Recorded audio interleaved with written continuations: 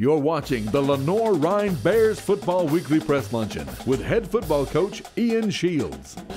Thank you, John. It was eventful last Saturday evening. I think it was good for our football team. There was a lot of adversity thrown our way in our opener and stuff that you don't plan for with the weather delay. We had all kinds of fun things went on during that time. We had a mini fire in the training room that was put out. Our team had to evacuate. We had to go to the locker room. There's just things that you really don't plan on, but our guys handled it well. At one point, they were singing. They had some fun with it, and I was proud of how they came out and how we performed considering the adversity that we faced early on there. So credit to Point. I thought Point played hard. I think our guys played hard and well. And it's nice to get out of the first game, obviously at home, being 1-0. We had some great performances throughout the contest. I was particularly pleased offensively. I'll just start out by saying I thought our wide receivers, they're unsung heroes in our offense, but in particular, Vic Brandon and Pat Rendelman, those two guys blocked it maybe as well as I've ever seen within the confines of our offense. And I'm talking about other places I've been as well. They were spectacular on the perimeter. A lot of those long runs you see on the sideline and those big plays that we had, and we had quite a few explosive plays of 25 yards or more, were a credit to our wide receiver blocking. And obviously everyone has to do their job in front of that, but once it gets down there, they're the ones that spring it to score, and they did a fine job. I think our offensive line did well, and we controlled the line of scrimmage. Jimmy Bear, I thought, played particularly well at left guard, who's a senior returning starter, and that's what you would expect. Joe Ray played well. Matt Villani, a right guard, knocked some of the rust off after not playing for a while. And Dale Howard and Chris Phillips, we have two centers that are extremely capable. They both played very well. And Jacob Slagle at left tackle played a solid game as well. So you don't rush for 400 yards in a football game without your offensive line playing really well. And they did that. In the backfield, I think Miles Freeman operated well at quarterback. He made a big throw for our first touchdown. Greg Baker made a heck of a play on that as well, so that was nice to get on the board via a forward pass, which is a little bit new to us here. So that was good to see. And then I think our backs, and you can see we have some depth in the backfield. Isaiah Whitaker in limited action. He's an excellent player. He blocked very well. No one sees that, obviously, but he's a heck of a player. And Chris Robinson's one of our better ball carriers offensively. Mike Patrick, Michael Clare, James Phillips. You saw all those guys show up, and some people you've never even seen before, other than been in one of our practices. So they did a fine job. Defensively, I thought we played well. Up front, Blake Baker, I think, really sets the tempo for us defensively up front. Another fine performance by him. On the edges, Lindre Sparrow, Placid Joku played well. Chris Green was solid. I think there's more in the tank we can get from Chris Green because I think he has the chance to be a dominant football player for us. Tanner Botts had a good game. I think Tanner, the expectations for Tanner are so high. We think of him, as a shoot like a R. Ray Lewis, basically. He's our guy. And I think he's capable of playing better than he played last Saturday, but he played well. I thought the stalwart, there was two guys that really stood out for us defense. So I'd say Joe Anderson at corner had a spectacular game for us at corner. Joe's a great player, and so is O'Neal Blake. Aside from, we're fortunate to have those two senior corners that are great players. And then the guy that everyone, no one knows about, Chris Schaefer. Chris Schaefer showed up here and led our team in tackles. And there was a question about the safety. If you're at the game, you don't have to worry about the safeties anymore. You saw how he can play. Chris played a spectacular game at safety, and he's going to be a great player for us. So please, we've been a little bit, but our defense got off the field in some critical situations, did well there. I think in the kicking game, it was a mixed bag for us. There are some great moments. We returned the ball very well. And we saw some guys with some flashes. Mike Patrick is a punt returner, is hard to tackle and has great jukeability, if you will. and Griffith, William Griffith is a heck of a returner as well. You can see his speed and ball skills and explosiveness as a returner. He's gonna help us a lot in the field position battle in the kicking game. We had 2 punts also from 2 different punters, Hunter Hare and Mikey DeStevens, also pinned. We pinned, it was a big pivotal in the football game, frankly, with 2 sky punts inside the 5-yard line, which was phenomenal, getting them backed up and our defense getting stops and really winning the field position battle, which has, been the difference in football for over 100 years. So we did a nice job there. There's a ton of mistakes. We almost had 1 punt blocked on a bad snap and a poor approach by our punter.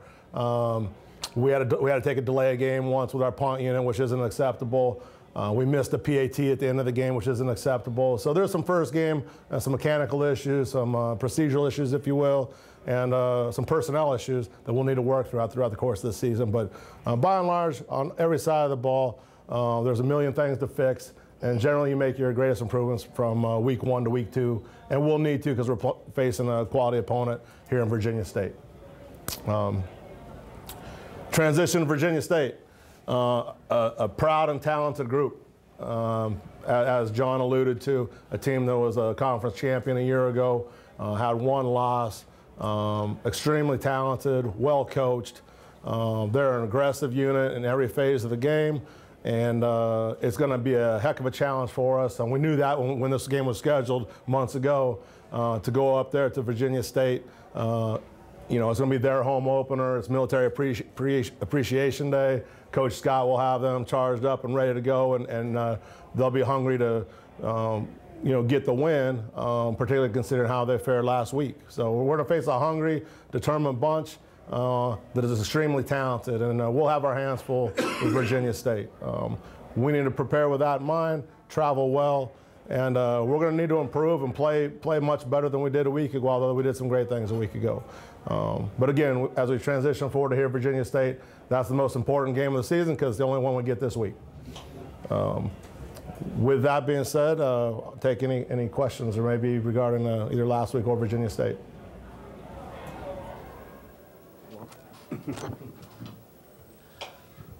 Coach, you're saying about going from improving from 1 week, from the first week to the second week. But where specifically do you think you need to improve? Well, in one area is just with the football. When I say with the ball, that's one of our core values as a program. We need to do a better job possessing it offensively. We lost a few. We also lost one that we fumbled a punt return in the kicking game. So we need to do a better job with the football offensively and in the kicking game. Anyone that possesses a football. We know a lot of the guys that had it were twos, but those twos are going to need to play throughout the course of the season.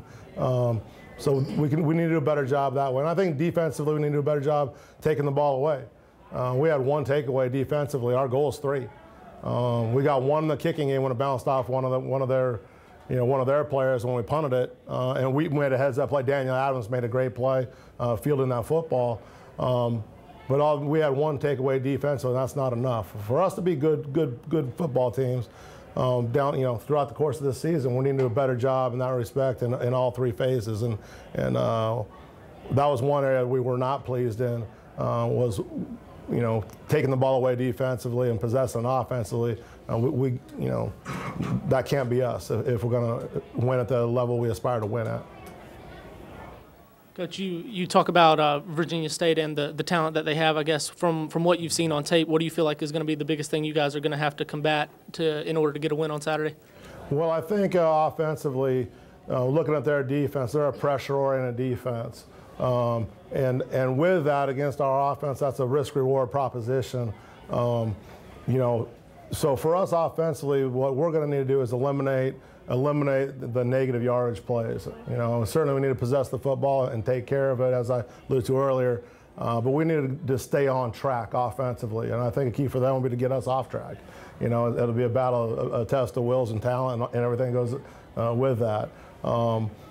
Defensively, we need to keep the ball in front of us. We had a busted coverage that gave up a quick touchdown last week, and that can't happen. We can't let the scoreboard change that fast. You know, I would need to tackle a little better against this group because they have some talented backs that has some wiggle and are sturdy, tough guys.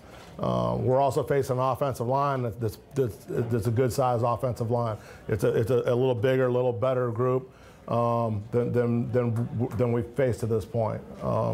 Defensively, the same thing. I mean, this is a quality Division II program we're going to see, like I said, who's used to winning. And you know, that battle up front on both sides of the ball will be, will quite frankly tell a big tale.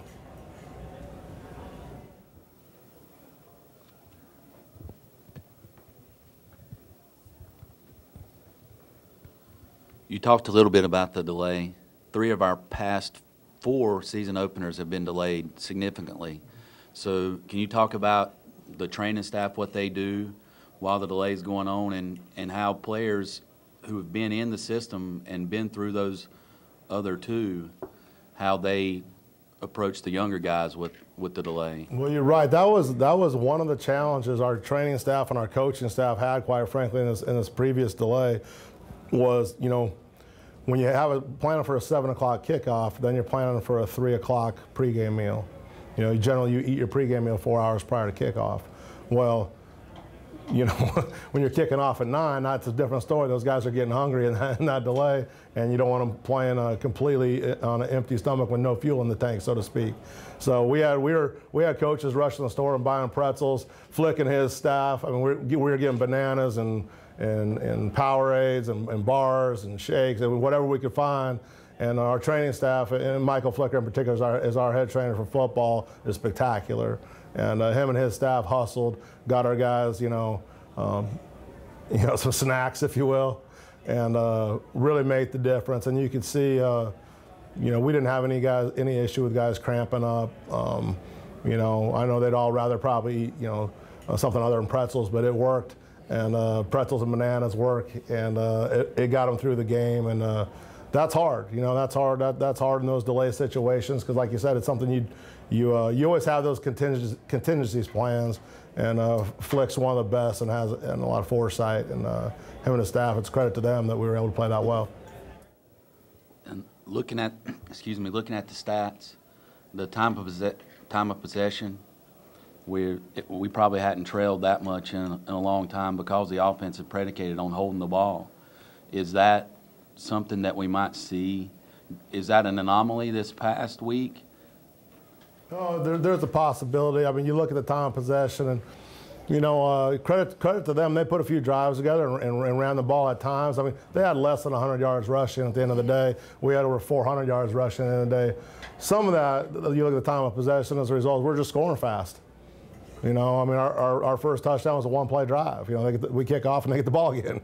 You know, and then we had some other long touchdowns, you know, where they're not time-consuming 12, 15-play drives that take 7 minutes off the clock. So it may be an anomaly. It remains to be seen. Typically, we're the group that wins that time of possession battle with our style of play. But I'm not going to complain about scoring over 40 points and rush for 400 yards, you know. And you know, like I said, some of that we'll get back on time of possession. We get a few more takeaways defensively and gain ourselves another possession or 2.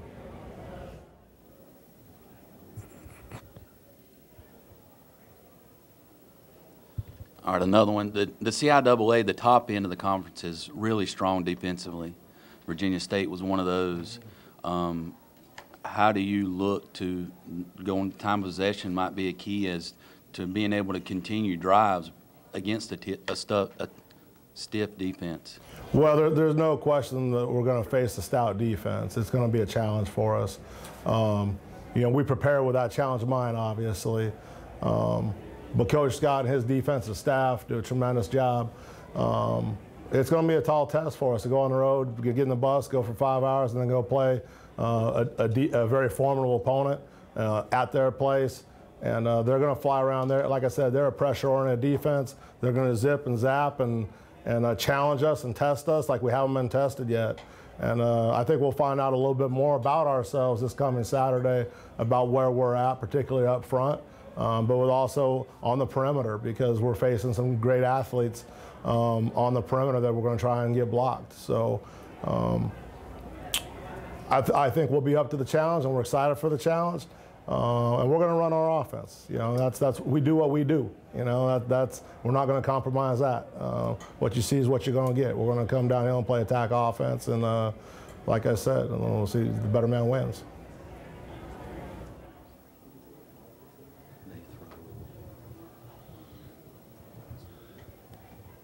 Coach, how did the team come out of that first game injury-wise? Perhaps, of course, you thought maybe Ike Whitaker maybe still could have played, but anyway, overall injury-wise. Overall, relatively unscathed. No significant injuries. It's going to keep anyone out for an extended period of time. You know, Ike we pulled out more as a precautionary reason. I think he should be available. There's no one else that was really in the depth other than, you know, Justin Haney didn't play last week. He may be back this week as a reserve capacity linebacker in the kicking game. Other than that, we should be relatively healthy. There might be one missing, but we're in good shape. I think, again, credit to our training staff. We got through training camp relatively unscathed, and you know, considering we played a pretty physical game last Saturday, I'm pleased with where we're at. Any other final questions? Okay, well, we're excited about this game against Virginia State. Hopefully there's a few Bear Nation travels well. It's not that far. It's about 4.5 hours up there. We get some Bears in the stands up there supporting the Bears on the field. And we look forward to this contest. It's going to be a heck of a challenge for us. We're aware of that, going to hostile territory. And we hope to go up there and come back 2-0. I believe a 2-0 start will be the first 2-0 start for Lenoir-Rhyne since 2008. And that's where we aspire to leave there 2-0. Thank you.